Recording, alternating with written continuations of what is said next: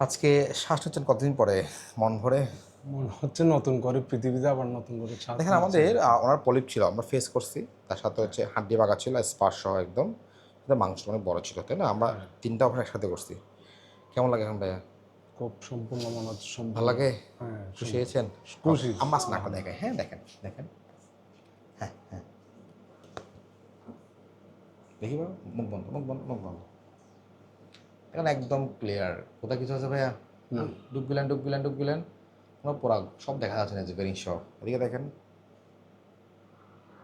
খুশি হয়েছেন ভাইয়া? হ্যাঁ, কেমন লাগতেছে? ভালো লাগতেছে? হ্যাঁ, ভালো। একদম ক্লিয়ার। আমার এখানে পুরো হাড্ডি হাড্ডি কমপ্লিট বাঁকা ছিল, আমরা হাড্ডি অপারেশন করছি।